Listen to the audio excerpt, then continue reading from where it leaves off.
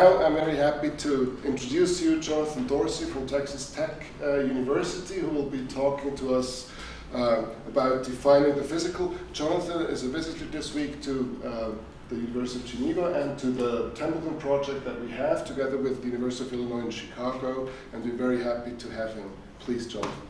Thank you. So thank you for inviting me. I've had a great time here so far at University of Geneva. Thanks to the people at UIC and the Templeton Foundation too for funding such a great project. So today I'm going to be talking about defining the physical, and I actually have quite a bit to get through. So this is, there we go. So this talk is based on two papers of mine, and so I'm actually presenting 2 papers worth of material today in condensed form. So I'm a bit worried that whether I'm going to get through it or not, so I'm not going to explain my worries and just move ahead. So the first paper is called A Closer Look at the Body Problem. And the body problem is an epithet for the problem of defining the physical, because it's actually quite difficult to define the physical. Not surprisingly, of course, because it's quite difficult to define many things, but defining the physical is no exception. So within that paper, I do a number of things. So first, I consider what are sometimes called direct definitions of the physical. I prefer to call them traditional definitions. And some examples of this are saying that X is physical if and only if X is spatially located, or people might pick other properties by which they try to identify physical objects. So these are more traditional definitions. There are also, and these are the more popular ones now, indirect definitions. I prefer to call them non-traditional definitions, or for reasons that will become clear later, source definitions. So they identify some source or other that you're going to use to generate a definition, but they don't give you exactly a traditional style definition. One source is physics, and so that's one thing that we'll be talking a lot about today. And I'll look at a few of those definitions, point out some problems with them, and then move on. All right, so at that point, I want to try to develop my own definition of the physical. So this is where the second paper begins. So I don't want to just make problems. I want to actually try to solve the problem too, or do what can be done to begin to solve the problem. And so I'll offer what I call a physics-guided definition. So one of these source-based definitions, as I call them, is the physics-based definition. And we'll see that actually people build quite a lot into the notion of a physics-based definition. So I want to put aside some of the fairly large assumptions that are made in the physics-based definition and give one that's merely guided by physics. So I'll clarify what that means as we move along. But the first point is that within this definition, I don't want to build physics per se into the very definition of the physical, but there are other few key features of the view. One of those is that this definition is going to focus more on the explananda in physics, the things that we're trying to explain, or the targets of explanation, not so much the posits within physics that are used to explain those things. And physics-based definitions tend to focus on the posits of physics rather than what physics is aimed at explaining or predicting and so forth. And the last important feature of the view that I want to develop here is that it's a traditional style definition. Right? So I want to use physics as a guide, but develop a more traditional definition, not one where you merely point to a source that's going to generate something like a definition, or at least tell you what counts as physical and what doesn't. But that being said, despite it being a traditional definition, what I'll offer is I don't consider it to be a final definition. So it's going to be a definition that's understood as a working definition, but I want to provide criteria for evaluating it and also criteria for evaluating developments of this first definition that I'll try to develop here. Okay, so without further ado, I want to launch into the first part of the first paper. So this is looking at the so-called body problem, and the way it's typically presented is by giving some, at least prima facie, plausible definitions of the physical, and then pointing out problems to them, or problems for them, usually by pointing to counterexamples. So a classical definition, one going back to Descartes, is to treat something as being physical just in case it's extended. immediately this raises questions. Does it have to be extended in 3 dimensions? So Descartes thought of its extension as being extended having breadth, length, and depth, right? So 3 dimensions. But you might ask, could you allow something that has at least 1 dimension to count as extended? For example, a line, as discussed in geometry. Now, one immediate problem for this sort of definition is thinking about things like point particles, space-time points, maybe spatial singularities at the center of black holes, or even thinking about the beginning of the universe, because on some models, all of the matter in space itself was, so to speak, contained in a point or a point-like object. Right? So this has led some people, Ned Markosian is perhaps the most prominent, to alter Descartes' idea but still try to keep the idea of spatiality in play. So for him, something counts as physical just in case it's spatially located. So it might turn out that space itself is point-like, and as long as something is located at a space point or perhaps a region of space-time, then it will count as physical. Now, there are various sorts of counterexamples that can be raised for this definition as well. So if there's a quantum particle in superposition, one can ask whether that has a spatial location before it's measured. Right? So this is one potential counterexample pointed out. People also raised the question of whether or not a vacuum would count as physical. We're going to see the next definition essentially equates being physical with being material, and so they might press the idea of a vacuum and ask whether that counts as physical in this view, or whether it should count as physical in any view. Bos van Frosten discusses angels, demons, and God himself, as he puts it. So on classical biblical accounts, angels, demons, and God himself are at some point wholly located in space-time, or at least that's one way of understanding it. So there's a question, would those things count as physical? Would God himself count as physical if he's wholly spatially located at some point in time? The idea is that no matter what your account of the physical is, it better not count God as physical because he's supposed to be a paradigmatic example of something that's not physical, right? So this is one sort of issue that's raised for the spatial location definition. There's also a very different kind of definition that points to an idea raised by Locke, which is the idea of solidity. So one might try at least to develop a definition appealing to solidity. Now this is a strange sense of solidity. It's quite different than thinking of solid objects as opposed to liquids or a plasma or a gas, right? So here's a little sample from Locke himself. This is how he expresses solidity. He says something that's solid will forever hinder any other two bodies that move towards one another in a straight line from coming to touch one another, unless it removes from between them in a line not parallel to that which they move in.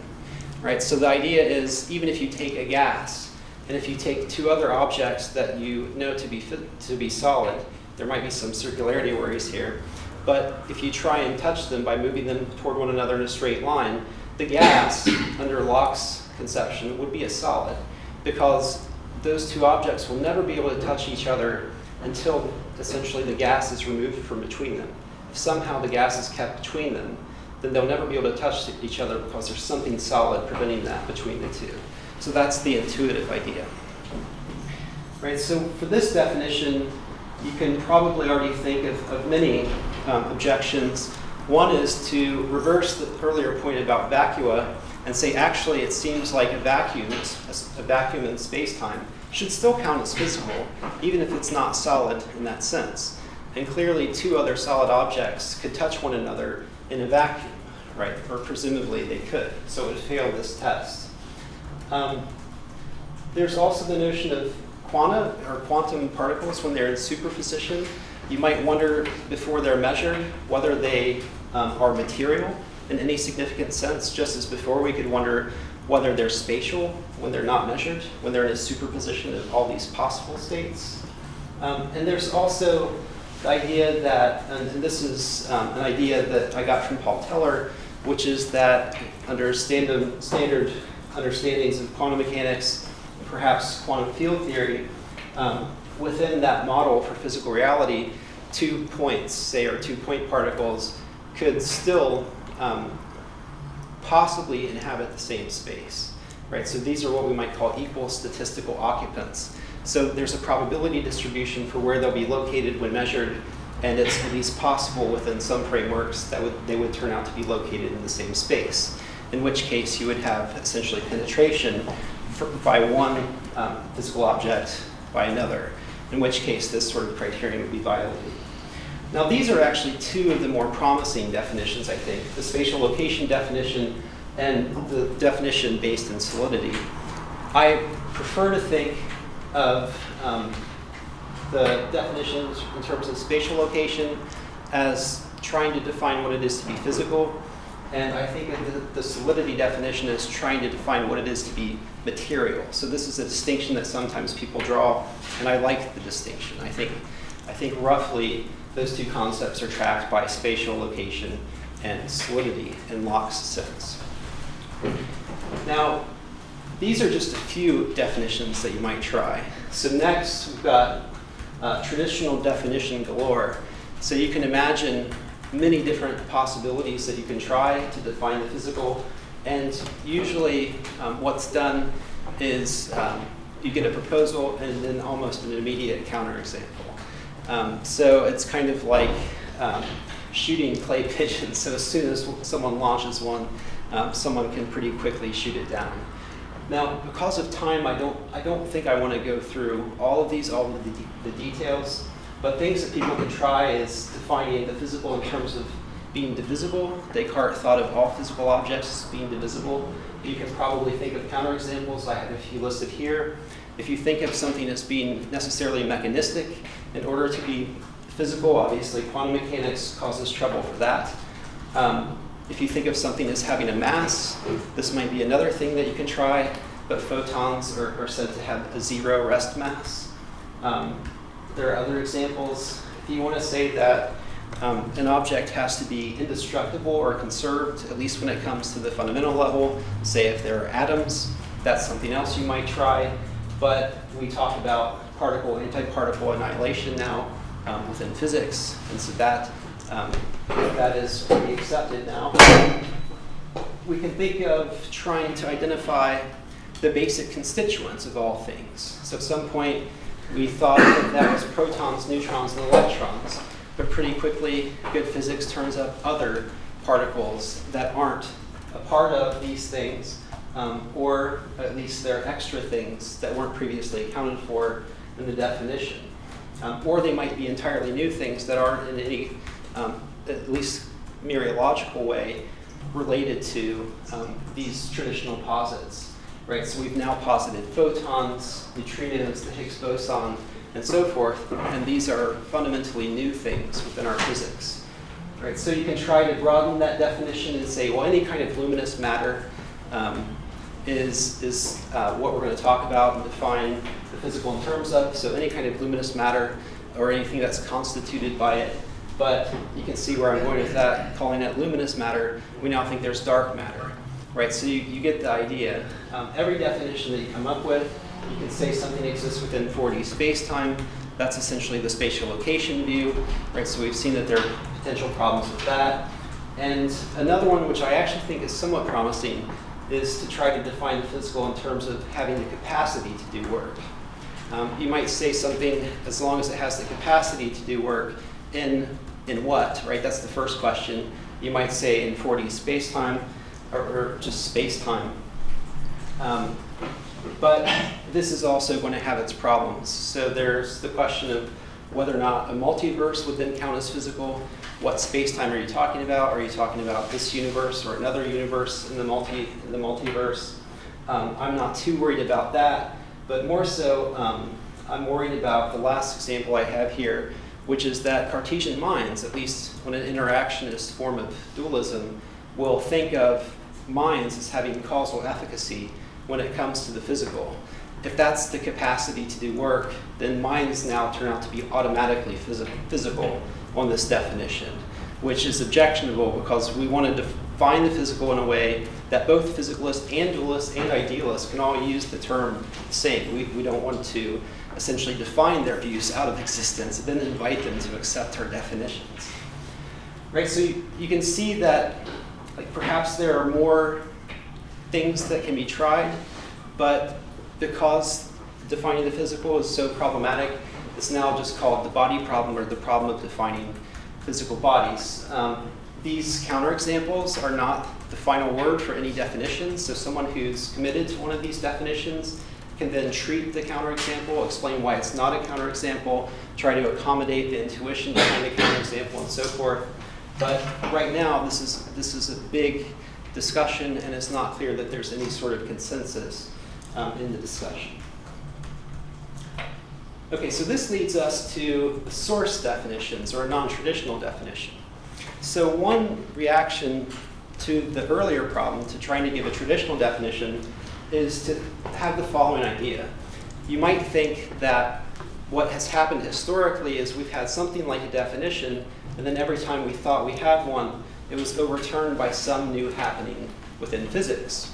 And so now you might have the idea that you should just turn to physics and somehow anchor your definition in physics, in which case you can hope that you'll get something that's not going to be easily overturned.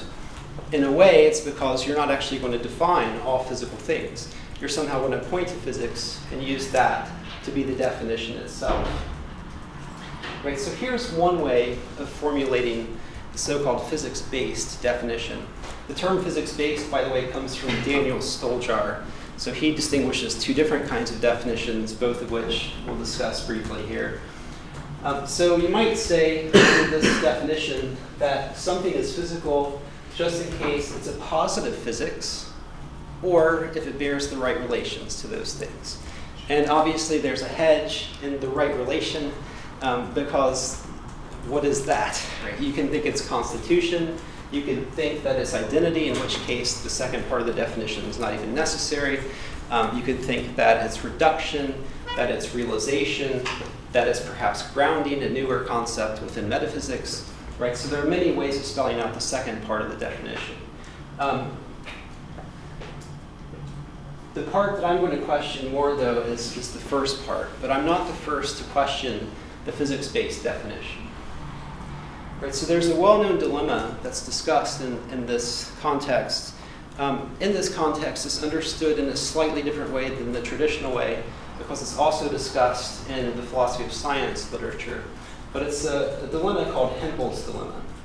And Hempel's question was, if we're going to define physicalism by defining the physical in a way that we appeal to physics, the obvious question is, which physics? Are we going to use current physics?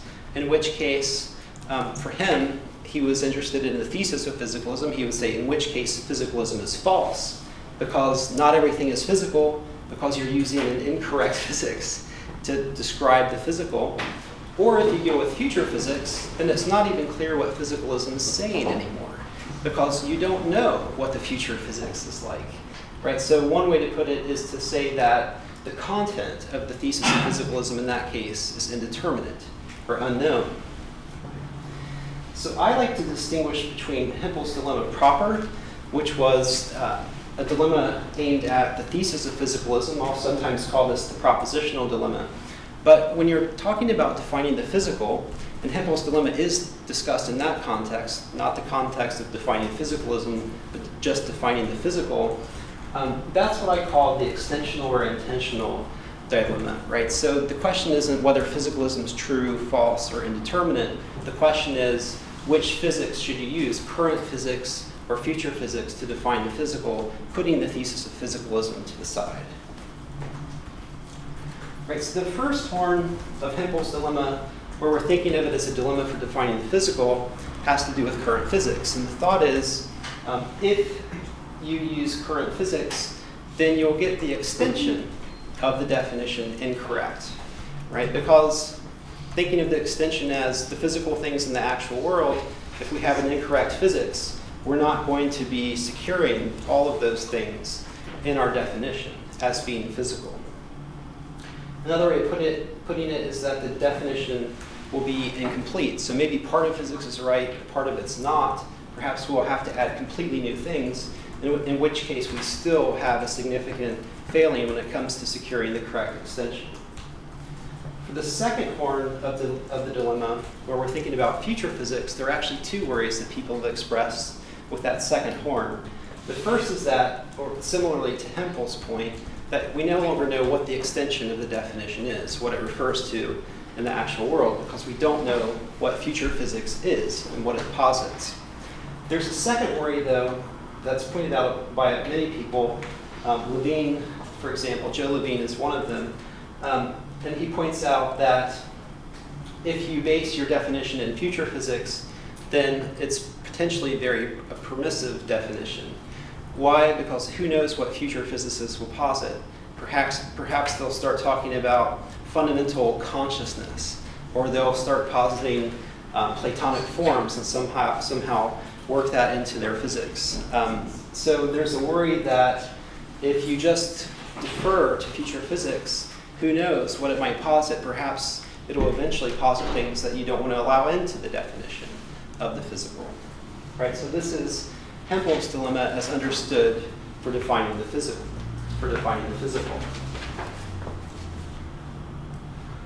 Right, so this turns out to not be a single view. So there are actually quite a few different ways of trying to develop the physics-based definition. There's only one philosopher that I know of, Andrew Melnick, who adopts the current physics view. Right, so rather than appealing to some future physics, he wants to say, no, I want to appeal to the current physics to get the definition, and then I know what I'm talking about, insofar as I understand current physics, he might say, but at least you have a definition with definite content. His view, best expressed, I think, is that physicalism, when you base it in current physics, is a better confirmed hypothesis than all of its competitors. So his aim is to defend physicalism. And he wants to say, even if it's false, when you look at the competitors that you get with physicalism, so dualism defining the physical in the same way, idealism defining the physical in the same way, then physicalism is still, even if false, a better confirmed hypothesis than those competitors. Now, I think you should be worried about this, though, for numerous reasons. One problem is that, of course, you can argue that, but it's actually quite difficult to show. Showing that is non-trivial. But something that worries me more is that now, defining the physical that way and defining physicalism that way, that view now has more competitors than you might think. For example, other physicalists now who don't think the physical should be defined that way. Other versions of dualism with a better definition of the physical, or other versions of idealism with a better definition of the physical. So it turns out that there are actually perhaps more competitors for Melnick's view than may at first meet the eye. An even more devastating problem, though, at least if you're using this to try and define the physical, is that at best, endorsing current physics in the way that Melnick wants to is more appropriate for the propositional dilemma, understanding Hempel's dilemma as a problem for physicalism. Right? So notice that the view is that physicalism is a better confirmed hypothesis, even if it's false.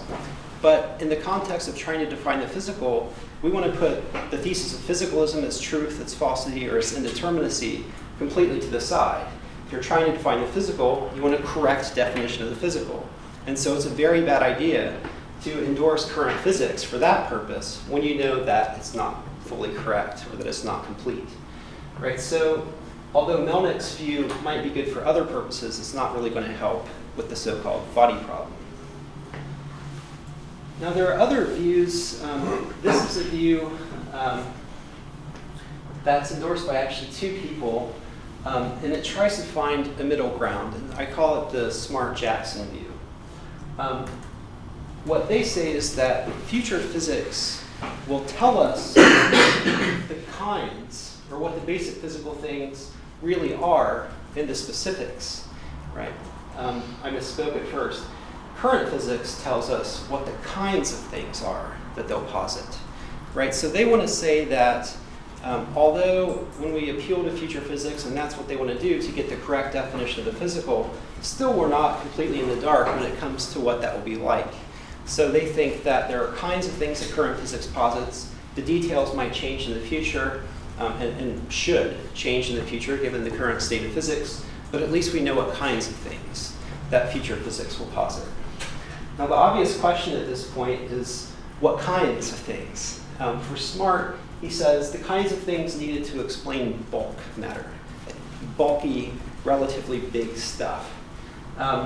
Jackson says the kinds of things needed to explain the macroscopic, which is related to bulk matter, but a different way of putting it, and actually has to do as well with observers' interactions with it, because it's macroscopic, right? So it's whether it's relative to what we can see, or what we can interact with at a relatively high level of physical existence. Right, so I think that this definition is actually quite good in that we're not completely in the dark about what future physics is or should be like. But there are some other problems. I think that it's still completely justified to ask what those kinds of things are that would be posited to explain bulk matter or the macroscopic, put it how you will.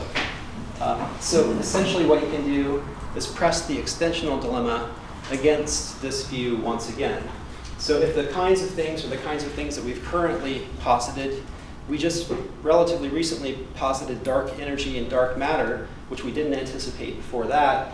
So are there new kinds of things that we haven't even thought about yet? For the future physics version or horn of the dilemma, we can ask, well, if there are such things or could be such things, then we don't really know what those things are yet. And so the definition's not giving us a full, proper definition as we desire. There's also the fact that you get this word showing up in here, the kinds of things, right? The kinds of things used to explain this or that. If we can specify the kinds of things that are going to show up in physics, one might and probably should wonder, why wouldn't you just make that your definition of the physical? Right? Why think that you need to, in addition to that, appeal to physics and leave it as the source that generates these things? So there's a sort of tension here in the view. You want to use physics in order to say what physical things are, but at least on this version of the physics-based view, in saying what physics is or what it does, you end up giving something like a traditional definition that was desired in the first place. So in a way, it abandons the basic idea behind the definition that got this process started in the first place. There's a third view within this family of views. There's no way I'm going to talk about part 2 of the talk, by the way. I don't think I'll get to my definition of the physical because this is taking a while. But at least I'll get in my other criticisms about the physics-based view eventually, and hopefully I can at least gesture at my preferred view. But there's a third definition, and this is a definition developed by Janice Dow. And there are others that are like this. It doesn't go with current physics. It doesn't try to carve out a middle ground between current and future, but rather just goes straight for future physics and tries to use that and then defend such a view. There are actually many people who try to do this, but Dow is, I think, Janice Dow is the one who's developed the most promising version of this response to the Hempel's dilemma. So for her, what she's going to look to is thinking of future physics as an SFT, a scientific fundamental theory, or a scientific theory of the fundamental. Right? So what she's going to do is she's going to point to future physics, but then she's going to characterize what such a future physics is like, how we should think about it. So she's not going to. So what she does is she tries to characterize physics itself, but not the things that are generated from such a program. Now, you might ask, what's a scientific fundamental theory? Well, first of all, she thinks of the fundamental part of scientific fundamental theory as a theory of the relatively fundamental constituents of the world. Right? So within physics, you talk about fundamental particles or things like that, or even things that are relatively fundamental that may not be the basic level but fairly close to it. And you even talk about fundamental properties. Those might include things like spin or charge or whatever the case might be. Right? So what is physics? It's a theory of that stuff. What makes it scientific? Well, she points to a short list of what she thinks of as the hallmarks of science, but the list that she gives is that the theories have to be testable, they're subject to empirical confirmation or disconfirmation, they have to be as explanatorily general as possible, and they need to fit with our independent background knowledge. She admits that this isn't necessarily a full list, but these are some of the hallmarks of science. So what is physics? It's an enterprise where you study the fundamental or the relatively fundamental, and you use the scientific virtues in order to assess the theories. Right, so our definition then is going to be this. We're going to think of basic physical things as things or perhaps constituents that are posited in physics. So you might look at the so-called standard model now that you find in physics and that we teach. And there's another thing that slides by pretty quickly here, but there's the assumption that not only are things going to count as physical in this view if they're part of the correct scientific fundamental theory for this world, but also for all possible worlds. So one way, I don't think I've actually formulated this way, but anything that's generated by such a theory, a scientific fundamental theory, whether about this world or any possible world, is going to count in this view as a physical thing. Right. Then, of course, you've got the last part which says, and everything else is defined in terms of those. Right. So then you've got to specify the relation that everything must bear to those, whether constitution, identity, and so forth.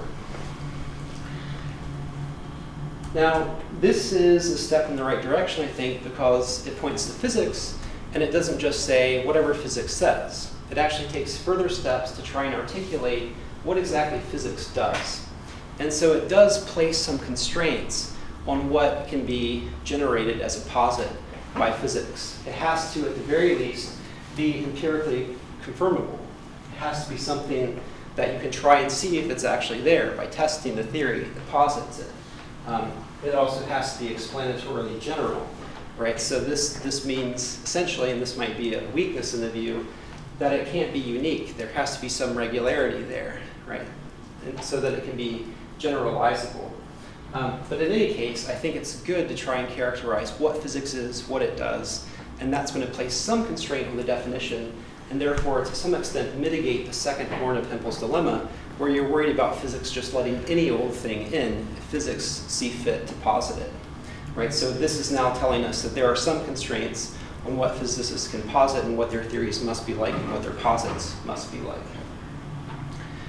At the same time, it seems to me like the definition is still potentially too permissive. So you might think that it might be subject to something like Hempel's classic dilemma, or at least as it's applied to defining the physical. So you might worry, for example, about the so-called fundamental things, right? So we're told that that physics is the scientific study of fundamental things, or relatively fundamental things, but you might rightly ask which fundamental things. If we're talking about everything that exists in the world, and if it turns out that Platonic forms exist, and there are some fundamental Platonic forms, then is that a fundamental constituent of the world? And is that now within the purview of physics? Right? So there's a, I think, hidden assumption here, which is that physics is a theory of the relatively fundamental physical constituents of the world, in which case we've got a problem definitionally. Right? So I think that you can really start to put pressure on this view by raising concerns like this, very much related to Hempel's original dilemma as applied to defining the physical.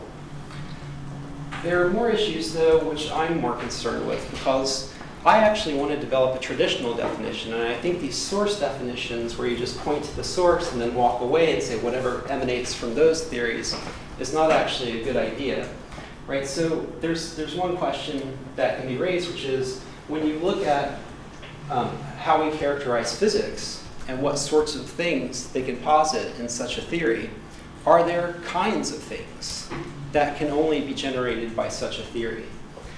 If there are, then this definition, despite trying to be a source definition, starts to look like a more traditional definition.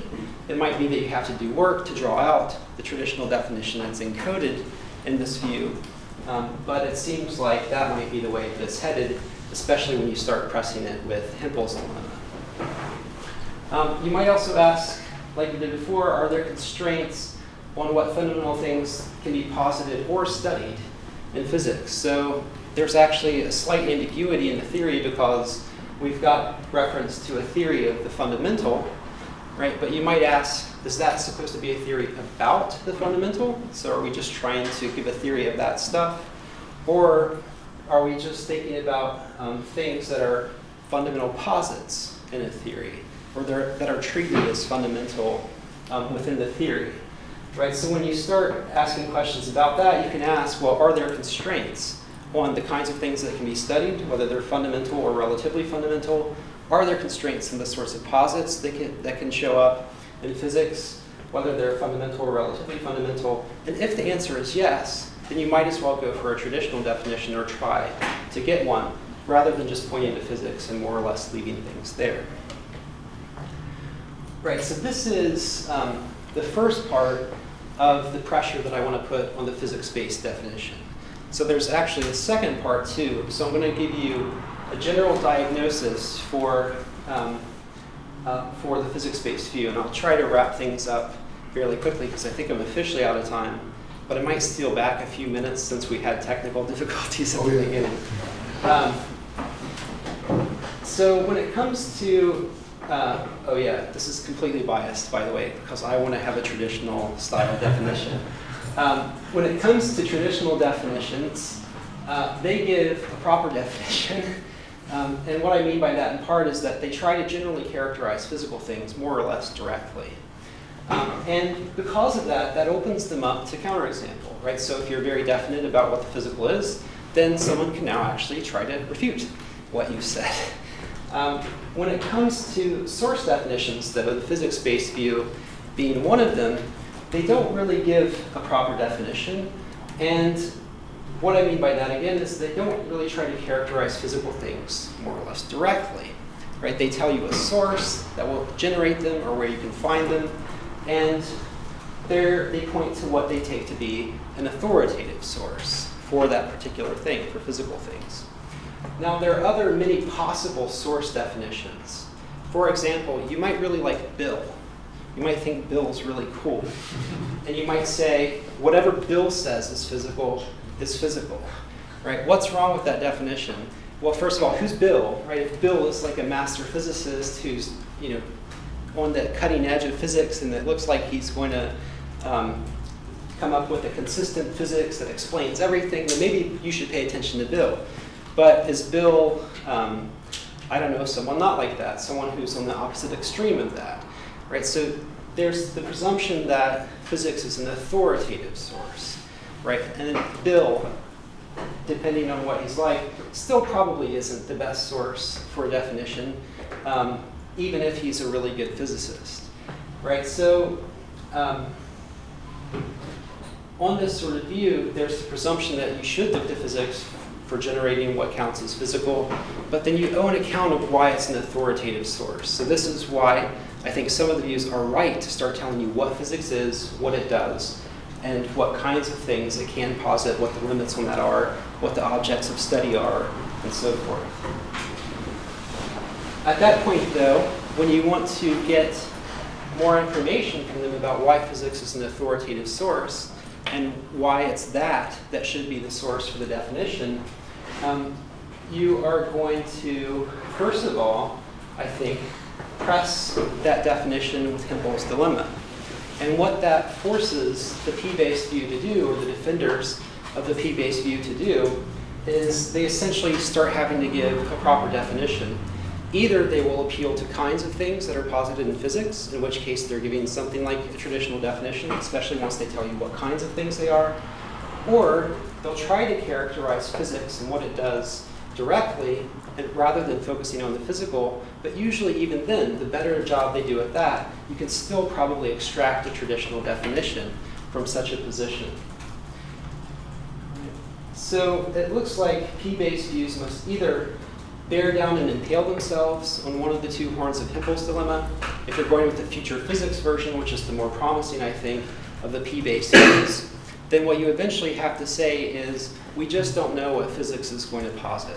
So you give your characterization of it, but then you leave it open what sorts of things are going to be generated by that theory, in which case you have to worry about indefinite content.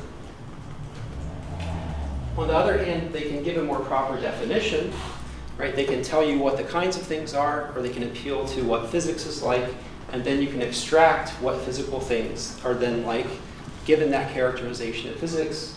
But then you've got a number of things. One is that then too, that view will be open to counterexample, just like traditional definitions, since it's now more specific, but also it's going to start looking like a traditional definition, in which case that's what you should just do in the first place, and put the so-called P-based view to the side.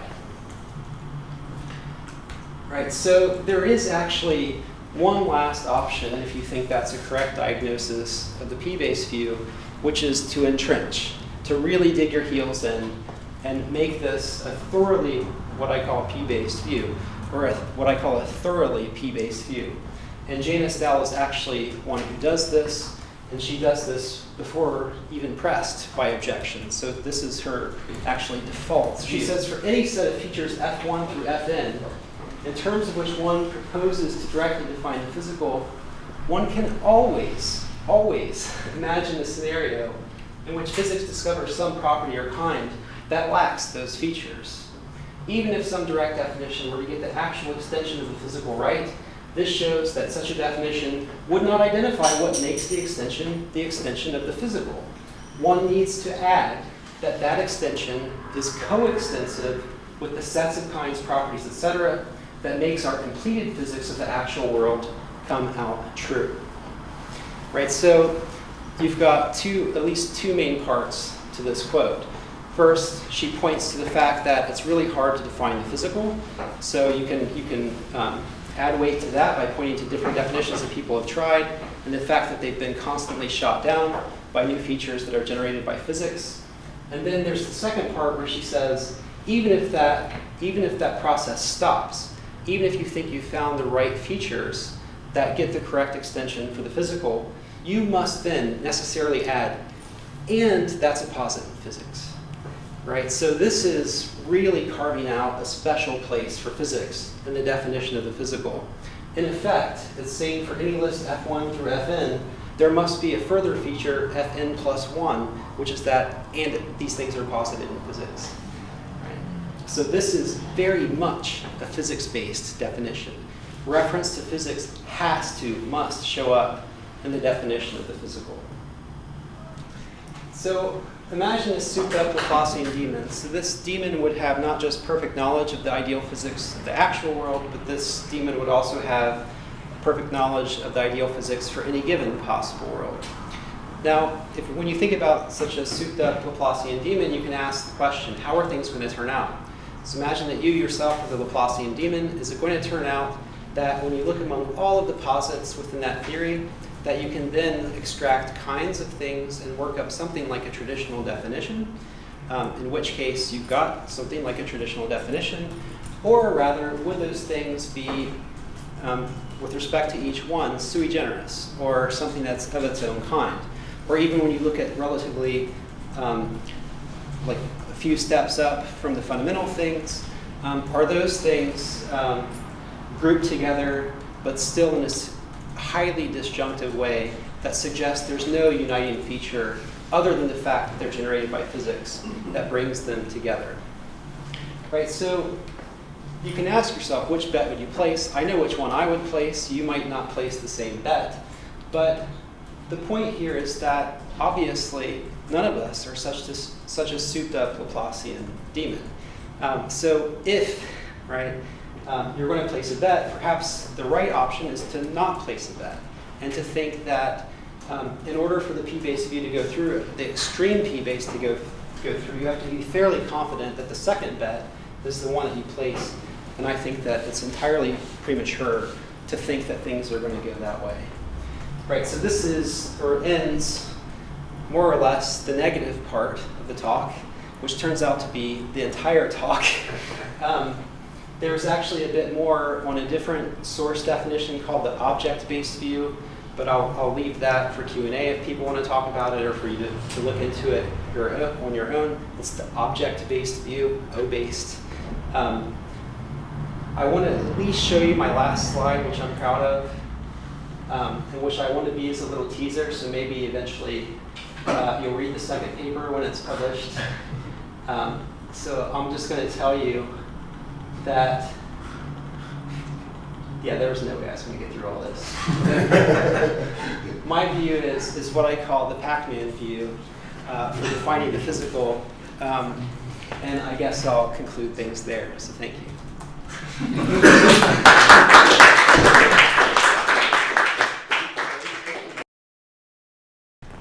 The question I had was, why is it so, I mean, it's sort of addressed, but why is it so objectionable that we don't now know what's physical? And this is something that we're learning about. You know, one of the things physics is doing is giving us better ideas about what is physical, and we've learned more about it as we go along. What's wrong with the sort of ignorance about the final answer to that question? Right. So when I'm showing my true colors, I'm a skeptic, but I'm also a physicalist. So I'm really sympathetic to external world skepticism, but that means that I'm a very much troubled physicalist, because the main thing that I believe in are things that I'm not sure exist. So as a physicalist, it's good to say as much as you can about your view, and this is going to depend on what you can say about the physical, because physicalism is typically characterized as saying everything's physical, or it bears the right relation to those things. So at least for purposes in other areas of philosophy and philosophy of mind, and in other contexts, it's really important that you have something fairly definite to say about what it is to be physical. Otherwise, it's not clear what exactly these debates are over when people are debating the truth or falsity of physicalism. So that's at least one motivation for wanting a definition, for forcing the issue. Otherwise, it seems like some of these other debates have to come to a pause until we can actually figure out more about the nature of the physical. So that, I mean, that's one thought. So here's how I would sort of push back on that, though, and say, look, in philosophy of mind, the physics we have now is enough physics. There's no more physics, there's nothing outside that, whether it turns out to be, you know, fundamental or it turns out to be more physics that need to understand the plane. I mean, that's it, we've got enough now. So that's how I'm going to define the debate, just in terms of, you know, the physics we have now. Yeah, so I'm sympathetic to this because it really does matter what your purposes are in entering into this debate. So, I mean, so if you're primarily interested in doing philosophy of mind, one thing you can do is you can have a working definition of the physical, which might be good enough, even though it's not perfect. In fact, some people might be quite happy to not even talk about things at the relatively fundamental level, and they might be happy to just talk about brains and the properties that brains have, the properties that neurons have, how they're connected, how they're firing, and so forth, and say nothing in that is going to explain what it is to be conscious, for example. So, I mean, there are ways in order to try to do other things in other areas to get a temporary fix to the problem, or at least a functional patch for the problem to enable other debates to go on. But I'm sympathetic to that. But one problem is that there are those like Daniel Stoljar who introduced the p-based view, the physics-based view, in order to introduce an alternative, the object-based view. And on that view, it actually allows mental things to count as physical, more or less directly. And depending on which of these, I mean, this is a big part of Stoljar's work, or at least this section of his work. He's arguing that depending on which one of these definitions you go with, you may or may not count some mental things as being physical automatically. And this is going to really affect some of the debates that you have in philosophy of mind and what you think physicalists can and can't say. And so even if you think one of those definitions is a temporary fix or something enough to get these debates moving forward in philosophy of mind, there are still some pretty fundamental issues that are going to cloud the debates and that are going to make it unclear about what's possible for a physicalist to say and what's not. So, I mean, I'm sympathetic to the point, but at the same time, it's not clear that some temporary fix is going to do, especially if there's significant disagreement about which fix is being used. So that's my thoughts on that. Alex. So I'm tempted to just ask what the Pac-Man view is, but instead I thought I would try to defend this spatial location Marcosian style view. Maybe I'm not remembering all the problems. Let's set aside God. I'm not too worried about God counterexamples. Well, it doesn't have to be actual. It can still be possible, and in a possibility, you consider God possible. I don't think God necessarily doesn't exist, but it just sounds I want to talk about that. But I mean, let's talk about the kind of the quantum stuff and vacuums. I didn't see why you couldn't say vacuum is located in a particular space-time region. I mean, isn't a vacuum just a space-time region that's devoid of any matter or energy? Yeah. So that example is one that I think the person who goes with the solidity definition would press against them, and it's because they're working with a very different conception of the physical. So if you like the spatial location view, you're just going to say they're wrong. You might even draw the distinction between the physical and the material and say what you're talking about is being material. The vacula are clearly physical, even though they're not solid. Why? Because they are spatial entities. And there can be a fundamental disagreement there between those two sides. I personally don't find that particular counterexample plausible, because I don't think we should equate being physical with being material. But yes. And then the other counterexample was about quantum indeterminacy. So I think just saying that something has a spatial location doesn't imply saying that it has a determinate spatial location. It's indeterminate which spatial location that particle in a superposition is in, but it's definitely the case that it has some spatial location or other. So strictly speaking, it's not a counterexample to that definition. Right. It's just it looks like it because we're conflating having a spatial location with having a definite spatial location. Well, I guess So I guess I want to say that it really depends on how we interpret quantum mechanics. So some people, I've heard people say that in some sense an unobserved quantum particle is located in all of the spatial locations in some sense, or none of them. If you say none of them, then you're saying that it doesn't have a spatial location, and it's not really indeterminate which one it's in. It's in none of them, but it's in a superposition of those states, right? All the states are ones in which it has a spatial location. So in that sense, there's no spatial location that it's definitely in. That doesn't mean that it has no spatial location. It's just not determinate which one it's in, but it is determinate that it has one or another. So I think that's going to come out no matter what interpretation you look at, unless you go in for these weird Albert style things. But then usually you're going to just broaden the notion of space that you're talking about. You're not going to talk about four-dimensional space. You're going to talk about highly dimensional configuration spaces. So yeah, I'm still not. Yes, I kind of want to press you on that because I actually ended up going with the spatial location definition. There's something very much like it, so I'd be curious to see what you want to say in order to defend it. But I know that Marcosian himself thinks of the person who's pressing that objection as thinking that superposed quantum particles or quantum phenomena have no spatial location. And his reaction, at least on his paper called "What Are Physical Objects?" is to say, in that case, they're not physical. And he just bites the bullet. And he says, physicists sometimes posit non-physical things because they find it helpful to do physics, but that doesn't mean it's physical just because they posited it. So that's another sort of, I don't want to go that way, so I would like to go more away along the lines. What I'm saying is that's a bullet you don't have to bite.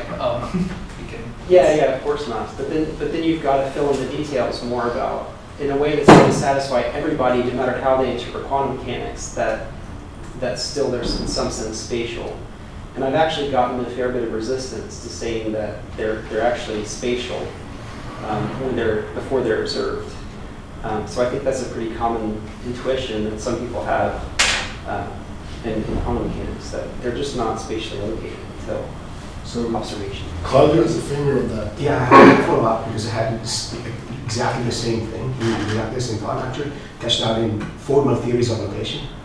It's true that now you have very, very refined formal theories of location, and some of them has the notion of exact location as a primitive. And if you go that way, then yes, the counterexample maybe go through, because then you have the notion of weak location, which is basically having an exact location which overlaps, blah blah blah. And then it will follow straightforward that you have a theorem that everything which is in space is an exact location, and quantum particles would actually be a counterexample to that. But if you go there are several other theories that, for example, the ones that take weak location as a primitive, and intuitively something is weakly located somewhere, if the region is not free of them, I don't see why quantum particles cannot be weakly located somewhere without being exactly located somewhere. And then you don't have the counterexamples anymore. I mean, there are even interpretations of quantum mechanics in which actually positions and locations are always the only one that's determinate. So I think Alex, I have the same intuition, and now you have lots of formal ways to push back. Like just say, look, you need to just take your theories of location in terms of this primitive. You don't have that as a theorem, exactness of location as a theorem. You can actually push back. Of course, if it turns out that space-time is not fundamental, of course, then you're going to have some other kind of example. Take events in causal set theory. Well, these are not in space-time. There's no space-time there. So there might be some worries anyway. You might throw other counterexamples, but I think at that level of the game, I think Alex is right, and you can actually, put some flesh into his objection and push the guys a little bit more. Yeah, that's good. I do have something to say. So something else I wonder about, I just think about it, I don't have definite views about it, but there's also the uncertainty principle with certain pairings of properties. So you've got velocity and spatial location. And some people, when they describe that, say that if you have a precise measurement of the velocity, then the question is, how do you fill out the then? Like, what's true of space or its spatial location? Some people say that there's simply no fact of the matter about where it's spatially located then. Yeah. Or you might say it's indeterminate, and then try to carve out some other view perhaps. But if you say that when you've measured a particular particle, say, and you measure its velocity precisely, that now no longer has a spatial location, then the thought is it's still physical, but it's not spatial. Yeah, but I think our thought was to resist actually the inference from it does not have a definite spatial location, it does not have a spatial location at all. Yeah. You should actually, resist that inference there. Yeah, sure. You can be like saying it's indeterminate how many parts I have because where's my boundaries, but it doesn't mean I have no parts. Oh. So yeah, it's try to resist exactly that step. Yeah, we were sure that if you measure the velocity, you don't get a precise position. That doesn't mean you don't have a special location. Good. So I like this. But so another worry that I have is that if there are other interpretations of these things, and if they're still properly considered physics, and even if they're not the correct physics for this world, if they're the correct physics for some possible world, we want the definition to have modal generality, right? So we want it to tell us what's physical or not in every world. And so even if you can sort of push that concern away for a while, it's going to crop up somewhere else, I think. And you'll still have to address what to say on the supposition that things don't have any spatial location at all. But then if the wave function collapses, and they do after measurement, then so you still have to figure out what to say there. And at that point, you can either go Marcosian's way and say, well, they're just not physical, so congratulations, physicists, you posited something not physical. It might be helpful, but not physical. Or there might be other ways of expanding the notion of physical, where once again you've got physics putting a lot of pressure on your definition and perhaps changing in a fundamental way the way that you think about physical, or that you might have at one point thought about the physical. Okay, we have 3 people in the line. Lorenzo Coco, please. Yes, I am afraid I've become a regular disruptor at these kind of talks, but we make the variation on the usual remark I make all the time, which I think is relevant on your topic. Here's a list of posits of physics, current physics. Say you have numbers, you have matrices, you have continuous functions, you have Hermitian operators, the list could go on. Very probably all of these, if we leave it to physicists, will continue to be posit of all future physics, quite probably. And so we live with 2 options. Either they are physical, or all the physics-based definitions are wrong. So I just wanted to hear your opinion on that. Good. So I'm glad you disrupted. I actually enjoyed it, so thank you. It's a good question. So I'm going to use this as an opportunity to give the nuts and bolts of my preferred definition, the so-called Pac-Man view. So I think that the physics-based definition, so another problem with them is that they're posit-centric. So they're looking at the posits of physics. And if you notice at some point on behalf of the P-based view, I kind of waffled and said fundamental things or constituents, right? So maybe they just mean, go look at the standard model, like what are, like you've got quarks, you've got photons, you've got different things within that, the quarks, different kinds of quarks and so forth, all the different flavors. Well, I shouldn't say flavors, but all the different kinds. And perhaps that's what they're talking about, right? So the fundamental objects that are posited in physics. But then, of course, you want properties too, so the fundamental properties of those things. But presumably, you don't want the mathematical objects that are posited to characterize them, right? So if they start saying automatically now numbers are physical, why? Because physicists posit them in their theories and use them, then that's hugely problematic. But there's a way to avoid that, which is to change the focus away from the posits of physics and to look at the explananda in physics, and to think about how to characterize those. And so the Pac-Man view starts with a core of intuitively physical objects, things at the relatively large level, what Daniel Stoljar calls paradigmatic physical objects, or I call them PPOs. And so you can think of Pac-Man as Pac-Man himself as including all of those things. And so that's at least to start with the target of our physical theories. Then as physical theory develops, some of it becomes more settled. And those are the little pellets that Pac-Man eats. So eventually he will start gobbling up some of the posits of the theories, and they become part of what we want to explain to themselves.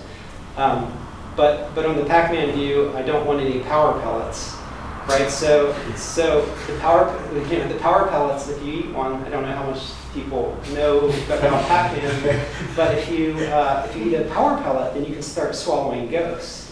And I think of the ghosts, so they're actually named Blinky, Pinky, Inky, and Clyde. I don't know if you guys know that, but I prefer to think of them as something like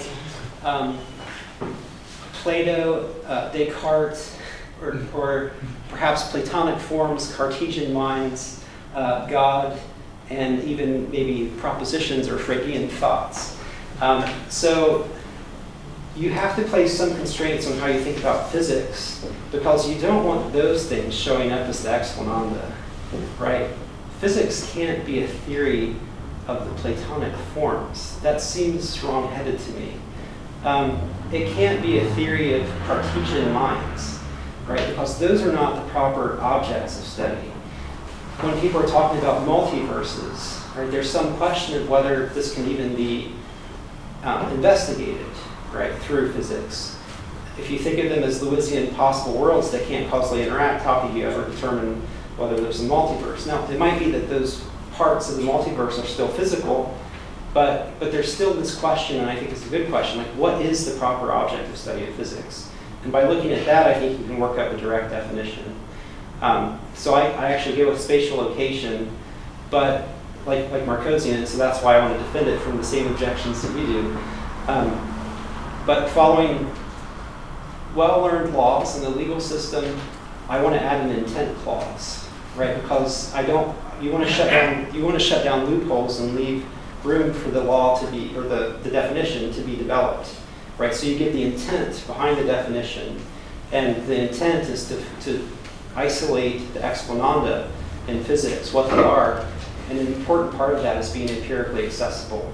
And you have to specify what empirical accessibility amounts to, but so I have a two-part definition where you use spatial location, empirical accessibility. It's a dynamic definition, so it can change over time by reference to the intent clause, and then it will either swallow some pellets or it won't, expanding the explananda. So that's like the quick version of the view. So I'm with you there. I don't think positive in physics, physical, no. That's not automatic. There are some fairly clear cases where you want to avoid that. And one way is to just not be positive-centric in the first place, to look at the explananda, the targets, rather than what's used to explain. Julius? Nick has a finger on it. Okay, Nick has a finger. Are we can I do a follow-up to that? Yeah. Can you just say a bit more? How are you going to define a Cartesian mind? I mean, it sounds like how are you going to avoid circularity? Because you're going to say that's the thing that's not physical. I don't quite understand how you're going to. What is it that defines a Cartesian mind other than being non-physical? But you're defining physicality in terms of the Cartesian mind this way. Yeah. So I guess an assumption that I'm making is that we're trying to engage in reflective equilibrium. And so I want to think that we want to start with some supposedly clear cases, right? Some clear cases of what's physical, some clear cases of what's not. And some of the things that are clearly physical are things like rocks and peach pits and clouds and galaxies, things like that. Even though at one point people thought the heavenly bodies were not physical, right? But put that to the side. For us, at least, it's a paradigmatic physical object. And then some of the standard examples that you get are Cartesian minds and Platonic forms and things like that. So I'm assuming that we can start with at least some alleged clear cases. But I mean, given the way reflective equilibrium works, as you work in tandem with your clear cases that you're trying to accommodate and your theory, eventually those cases you're working with might change. But I mean, you never get off the ground unless you start with at least some supposedly clear cases. You might change your mind about them at some point, but I'm assuming that there is some starting point like that. I see your worry about circularity, though, because you don't want to say, well, they can't be physical. Why not? Because they're not spatially located, right? Because then you're you're begging the question against other views. But okay, well that's fine. Thanks. Okay, Julius. So it seems to me that there's at least one additional problematic object for the locations view, and that's simply, and I assume that you're talking about the temporal locations, not spatial locations. And then I'm not sure if space-time itself counts as physical or not. It seems that it cannot count as physical because it's not like it's located somewhere, right? yeah, And of course, the second problematic objects will be singularities, which are also not located in space-time. But I think one can have a view under which singularities are physically significant, physically relevant phenomena somehow. yeah, good. Since there are some people who seem sympathetic to the locations view, I wonder what you would say about that. Yeah, so I like this. So I'm not personally going to do this, but I can see some people, just as there's already a bit of a hedge in the definition, saying either it has to be space-time itself, or it has to have a spatial location, and then there's the other hedge, which is or bear the right relation to those things. Right, so I mean that's perhaps one move. If you think of, I mean, there might be another way of trying to sweep the first worry into the second part of the definition, the original definition, where especially if you think of any physical object as having, or anything that's physical the right relation is constitution, then you might get space-time itself because it's constituted by other regions of space-time, or perhaps space-time points if you think of space that way. So there might be a way to try and sneak that in through the second clause. Okay. Or I can see some people introducing a new clause and just say, well, of course, space-time itself, the whole thing, is physical too. Why not just say, sorry, that the appropriate sort of relation is identity, or could be identity as well? And it doesn't seem to be an additional problem. So you don't need a separate clause. I think some people are happy to do that, especially mereological nihilists, right? So they would say, what's physical is the fundamental physical things, and there are no objects that exist other than this. Yeah, but I want to accommodate all views. So if there are other views where you have, there are going to be, you want the definitions to apply to all worlds, right, in all cases, and so you might want to make the definition more general than that, I think, if you want it to be comprehensive. Olivier? It's a question about the distinction you mentioned between physical and material, and the strategy of starting by clear cases, which I think is very promising, but I would have thought that clear cases are clearer with material objects than with physical objects. That is, I'm not sure we have any clear conceptual grasp about what physical is, and that when we have to decide whether a hole or a shadow is physical, it's really unclear. But material seems to be something quite more graspable, right? If I'm saying that holes, shadow, ghosts, whatever ghosts are material, the answer seems to be clearly no. So why not start by kind of conceptual analysis of the material and then only try to define the physical as whatever is required to explain the behavior of what is material, or something along this line? Yeah, so I guess, so the way I think about the relation between the physical and the material is that the material is going to be a species of the physical. So I don't think the two categories are mutually exclusive, right? So if something's material, then it's physical, but there might be other things that are not material that we still intuitively want to count as physical. And it might be that it might be that whatever theory we come up with to explain the material things doesn't bring into the fold those other things that we might want to count as physical. So for example, if you think of a field, and if you think that a field like an electromagnetic field is physical or physical entity, but if you don't think of it as being material itself, and you still want to count that as physical, then you might broaden your definition of the physical to not just be about the material.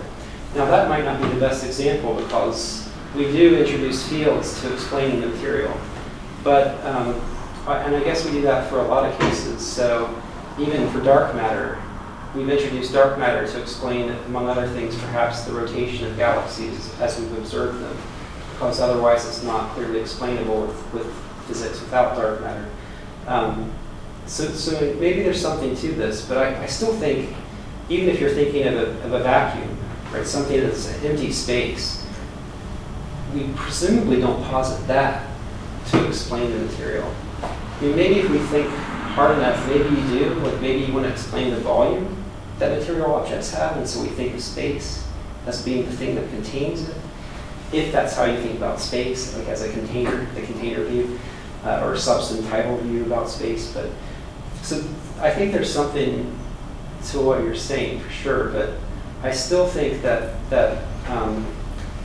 some people are going to think that there's still a worry that there might be some physical things that aren't material and that aren't even introduced to explain the material.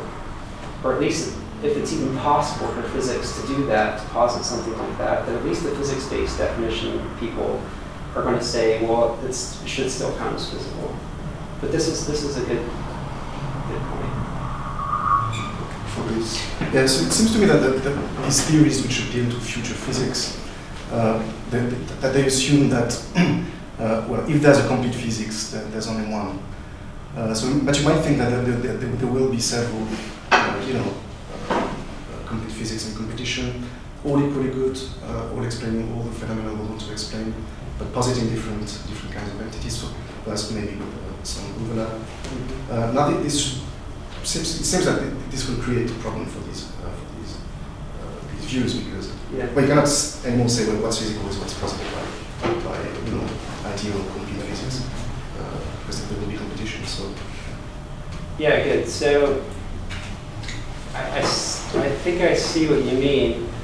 I think that's going to be a problem for someone who, for other reasons, have other problems too. But it's going to be a problem for someone who just talks about physics of the actual world. Because then the worry is there's not going to be a unique physics for the actual world. But a lot of people, in order to get modal generality for their definition, are happy to talk about any possible physics. So whatever's posited in the possible physics, then that would be that would count as physical in their view.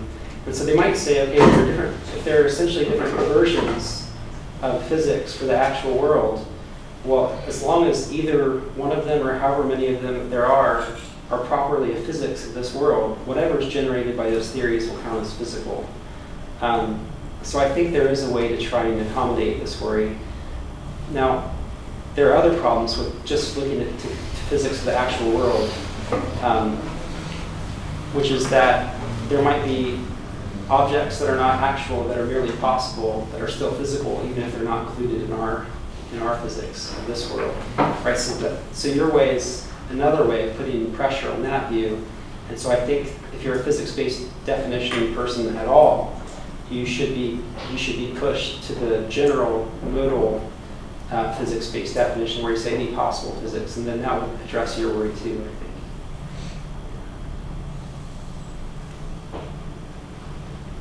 So does that mean that should include perhaps a possible physics of minds, or there's no such thing?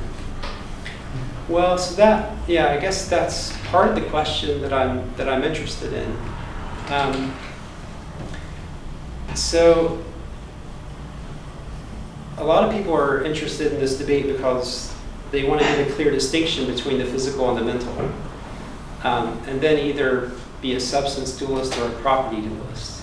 But they want, like the property dualists want the physical properties to be distinct from mental properties. And so there's this question, like, can you somehow bring mental properties in to where they count as physical, in which case you might be a physicalist. Now, when it comes to the proper study of physics, at least the way that we think about physics right now, it would be odd if we thought of that, like, say, phenomenal consciousness, as one of the things that we're trying to explain directly, not by other things, but you take it as an object of study itself in physics. So I personally think that phenomenon does not belong in physics as an explanandum. I think it belongs in science as an explanandum, but I don't think you're doing physics if you're doing phenomenology, for example.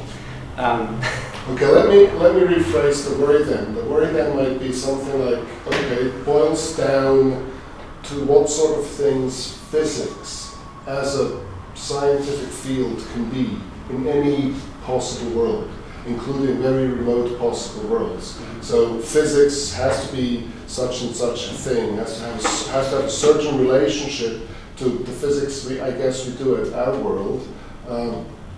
And that's based, again, it seems, in a perhaps circular way, on your intuition, what concerns the physical and what's, the non-physical, the mental, for instance. Yeah.